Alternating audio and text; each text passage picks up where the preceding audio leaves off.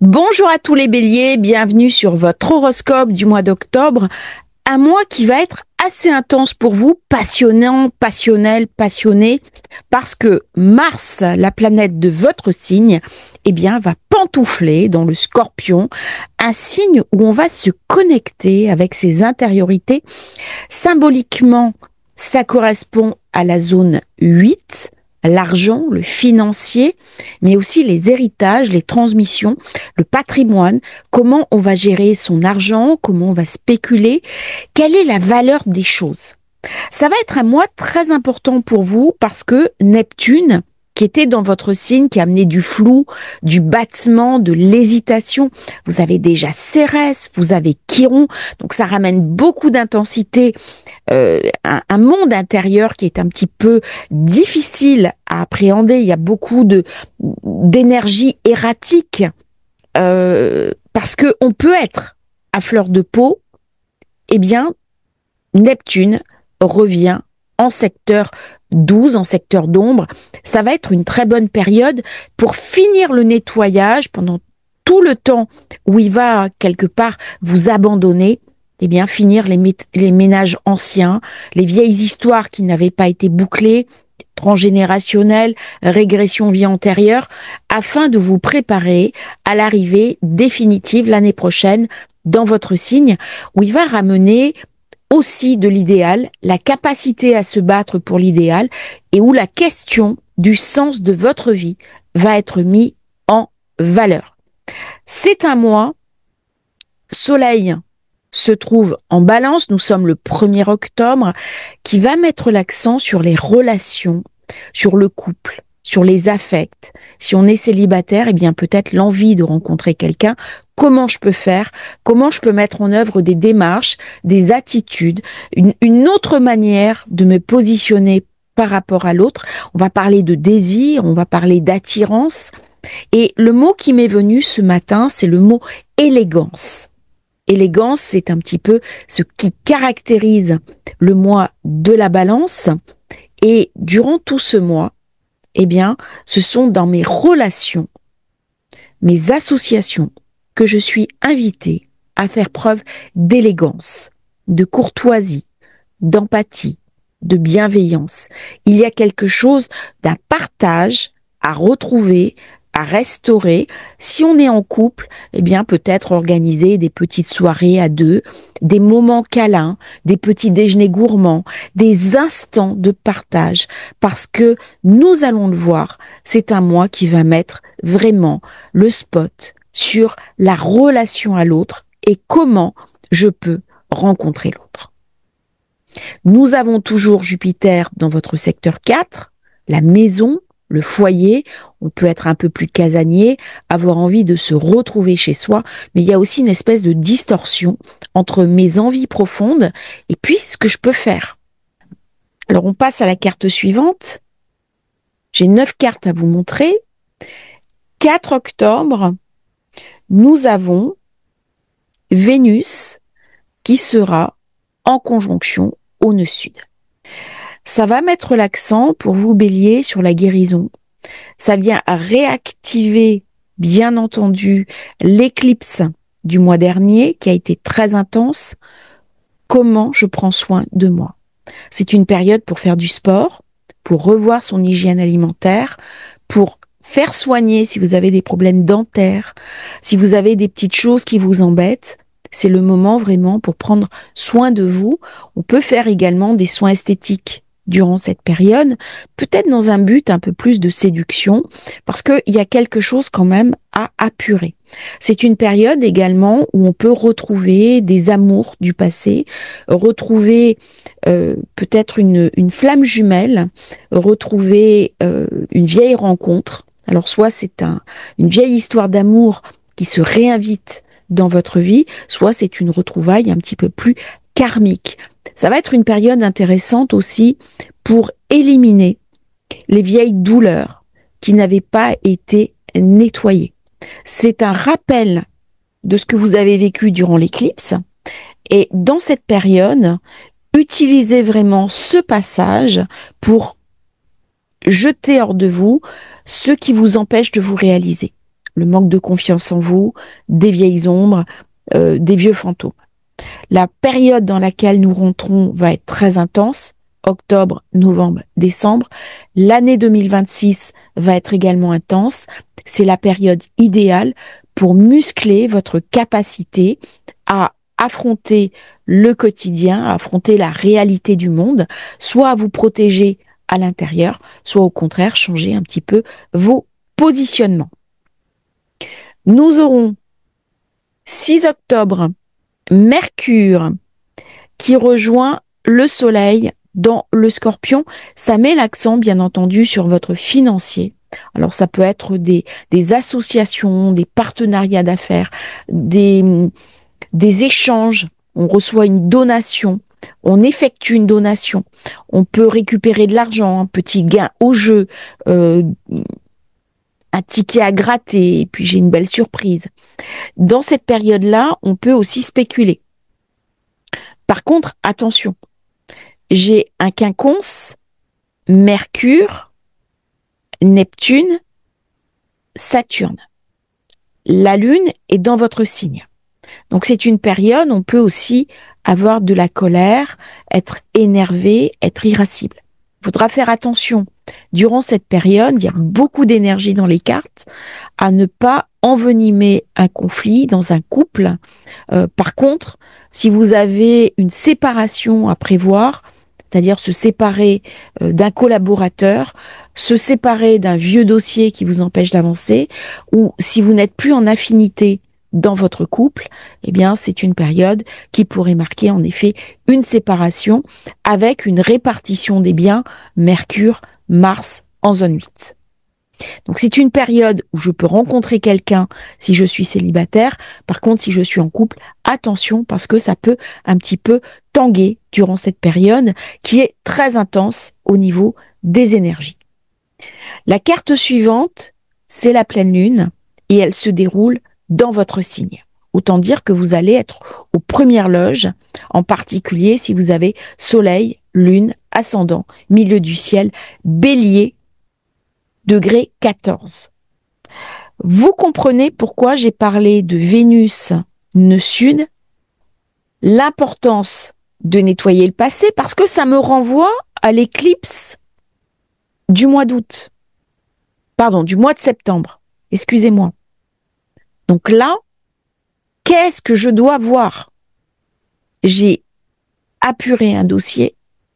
Par contre, là, il faut que je mette de nouveau quelque chose en place. C'est donc une période idéale pour lancer un projet, pour se recentrer, pour savoir ce qui est essentiel pour soi. On n'est pas là pour écouter ce que les autres attendent de nous. Il est important de leur faire leur place, mais c'est essentiel durant ces configurations, parce que j'ai un carré avec Jupiter, que la Lune est dans votre signe, que vous vous affirmiez de manière positive.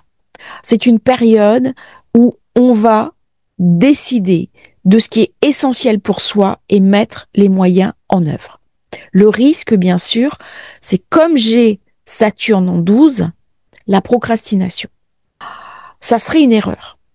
Mars en Scorpion vous soutient, vous aide. C'est le moment de vous faire confiance et de travailler la confiance en vous, même si les événements autour de vous peuvent vous sembler difficiles. 13 octobre, Vénus arrive en Balance. Très bonne période, on voit, on a un cerf-volant qui est chargé par Vénus. Très très belle période, Neptune est toujours dans votre signe, donc il y a un idéal. Il y a un idéal à trouver. Alors cet idéal, je peux le trouver dans mon couple, je peux avoir un coup de foudre, faire une belle rencontre qui va déboucher sur une relation stable, mais ça peut aussi être un idéal de vie. Qu'est-ce que je concrétise? Qu'est-ce que je structure dans ma vie? Ça peut être une association, ça peut être une fondation, ça peut être s'impliquer dans une œuvre collective au service des autres si j'ai un petit peu de temps à m'y consacrer. C'est vraiment une période où on est invité en tant que bélier à amener son énergie, à amener son feu à un autre niveau et à utiliser cette puissance peut-être pour faire changer les choses et transformer le monde autour de soi. Vos conseils seront les bienvenus, en particulier sur les personnes de votre entourage. La Lune sera à côté de Jupiter, elle sera en bon aspect avec Mars. C'est le moment vraiment de focaliser votre énergie, de rechercher la force que vous avez dans votre foyer, dans votre maison. Ça peut amener un changement de maison, un changement de domicile, un achat de maison, une vente de maison, ou alors simplement on décide de la transformer, de refaire les tapisseries, de refaire les peintures, de changer la disposition des meubles pour alléger un petit peu les énergies en présence. Très bonne période pour vous puisque Vénus amène des cadeaux, elle est bien positionnée face au Bélier, elle est chez elle, Mars est chez lui, ça donne des énergies très puissantes. Vous allez ressentir un gain d'énergie alors que vous avez pu être fatigué après la saison des éclipses. Nous avons maintenant la nouvelle lune d'octobre qui se déroule face à vous dans la zone 7. Et bien sûr, ça va fragiliser, puisque je fais un quinconce, le relationnel. Alors, c'est une période, s'il y a des désaccords dans les associations, eh bien, ça risque d'enclencher une rupture. Par contre, c'est une très bonne période si vous avez un procès en cours pour recevoir une décision qui vous sera favorable, à condition que vous ayez mis les moyens en œuvre pour l'obtenir. Nous aurons bien sûr le prochain carré Soleil-Pluton. On va le ressentir à l'intérieur de soi. Nous avons eu le carré exact Soleil-Jupiter qui a pu fragiliser un petit peu la maison. Je signe un compromis, par exemple, de vente, et puis ça n'aboutit pas. Ou je vends ma maison et ça n'aboutit pas. Il faudra faire très attention durant tout le mois d'octobre à contrôler son caractère, ses humeurs, parce que ça sera un petit peu erratique. On a vu qu'au mois d'octobre, il y a beaucoup d'événements qui se passent dans le monde de manière collective et il faudra vraiment prendre du recul, protéger sa maison, protéger ses intériorités. C'est une période aussi où on peut subir des tensions dans la maison avec des proches, avec des voisins, et il faudra protéger un petit peu son cocon, ne pas laisser l'extérieur envahir le cocon, parce que c'est l'endroit où vous allez vous sentir en sécurité. C'est une période aussi pour savoir ce qui vous met en sécurité, mais non pas au niveau mental, mais au niveau de l'incarnation et le manifester par des actes concrets. Dans cette période, on est invité, puisque c'est une nouvelle lune, à redémarrer quelque chose. Donc vous avez eu l'éclairage de la pleine lune qui était dans votre signe. On est sur du feu. Et nous avons Soleil sur la lune, bien sûr, mais nous avons aussi Mars, Mercure, lune noire. Donc là, il y a quelque chose à apurer. Il y a quelque chose à nettoyer au niveau du financier. Il faudra faire attention durant cette période à ne pas investir au-delà de vos possibilités.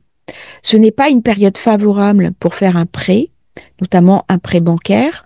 Ce n'est pas non plus une période favorable pour prêter de l'argent.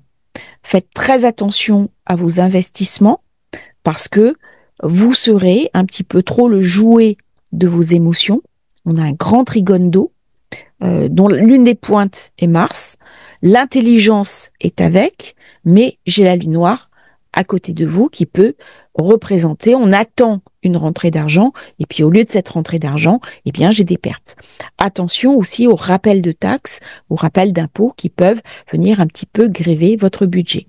Durant cette période, les émotions seront bien sûr à fleur de peau, donc apprenez à utiliser positivement Mars, faites du sport, exprimez-vous, utilisez un art, une technique artistique pour dégager une colère qui peut venir de l'extérieur ou d'une difficulté à maîtriser, à incarner ce que vous souhaitez.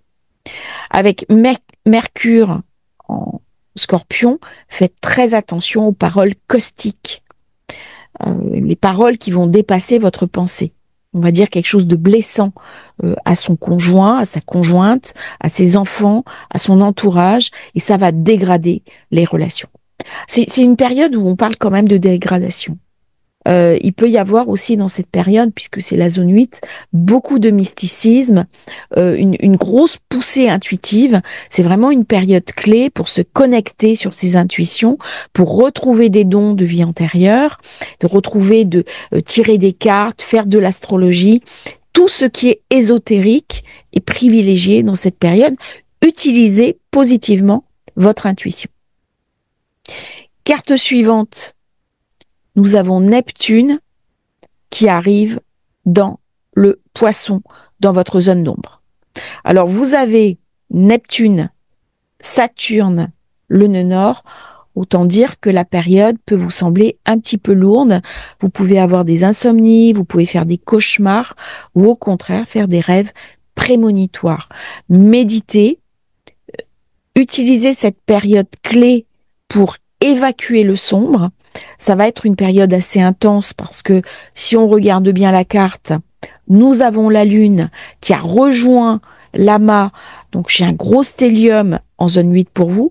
Les finances, le financier, ça peut générer de l'anxiété. Ne vous laissez pas aller à des émotions erratiques ou des émotions négatives. En cas de besoin, prenez des compléments, prenez des apaisants et n'hésitez pas à faire appel à un thérapeute, à un sophrologue pour vous aider à passer le cap. Parce que vous avez besoin de la force, mais durant cette période, c'est une clé pour faire du nettoyage transgénérationnel et pour avoir des informations sur des secrets de famille qui n'avaient pas été dévoilés jusqu'à présent. Nous aurons le lendemain le soleil qui arrive en Scorpion. Voyez cette accumulation dans la zone 8. Alors ça va obliger le bélier à refermer des pages qui sont devenues obsolètes. C'est comme un mini dépouillement. On rentre dans la saison du Scorpion. C'est une saison très intériorisée, mais c'est le moment de faire un bilan sur ce qu'on doit transformer au niveau de sa vie pour préparer son prochain cycle. Qu'est-ce qui n'a plus lieu d'être? Très bonne période pour vider ses placards, pour faire du ménage, pour faire du rangement, pour se apurer ses finances. Si vous avez des dettes, éventuellement on peut saisir les problèmes en face. C'est pas le moment de mettre les factures sous la pile, c'est le moment de nettoyer tout le passif qu'on a pu accumuler. Ne vivez pas à crédit.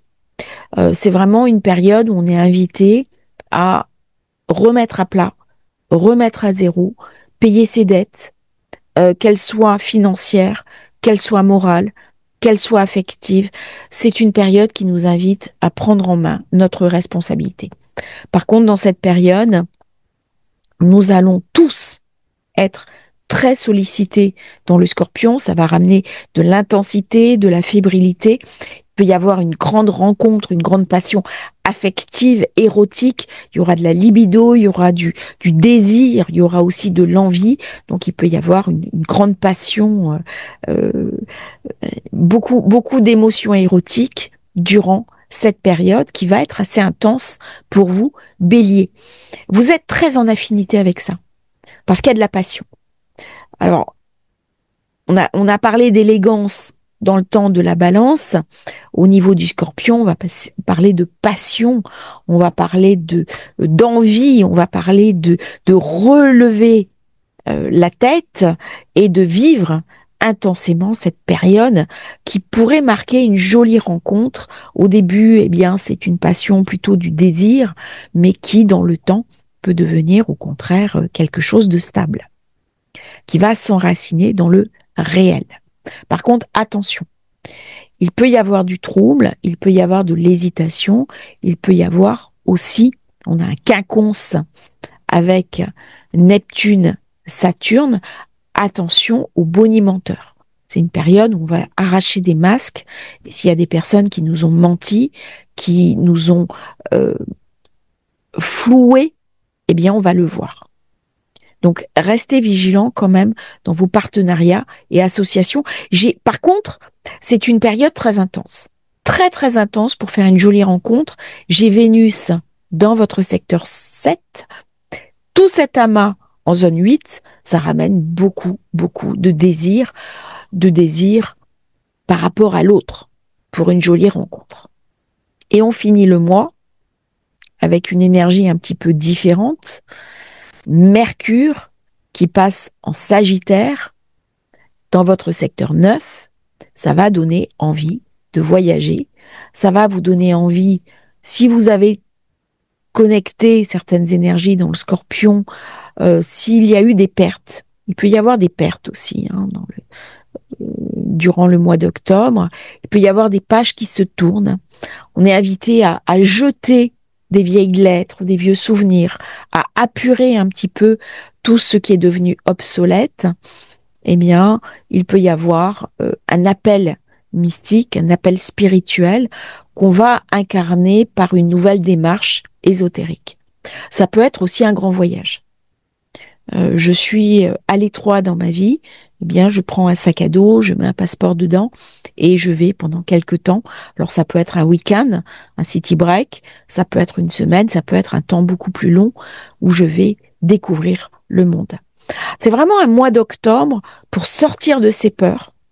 On est invité à renoncer à quelque chose durant la période du Scorpion. Ici, là. Quelque chose qu'on doit tuer. Eh bien, peut-être ce qu'on a à tuer, ce sont nos peurs. Ce sont nos peurs qui nous empêchent d'avancer. Ce sont nos peurs qui nous empêchent d'aimer, qui se sont enquistées en nous et qui nous empêchent de nous réaliser. C'est donc un mois parfait où j'ai Mercure qui arrive en Sagittaire, signe de feu comme vous, très puissant, il y a de l'énergie, il y a de la poussée en avant.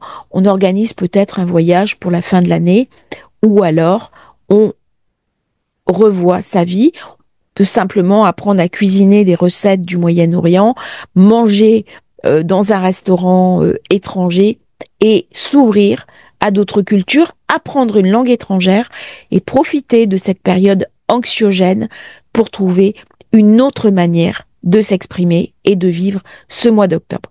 Je vous remercie d'avoir suivi cette vidéo. Merveilleux mois d'octobre à tous les béliers. Vous avez une newsletter, n'hésitez pas à la rejoindre, c'est entièrement gratuit. Je vais développer un petit peu la chaîne différemment, je vais organiser la communauté aussi différemment en cette fin d'année. Ça me permettra de vous envoyer des informations pour plus de partage avec Astrologie Facile. Merci pour vos nombreux commentaires. À bientôt à tous.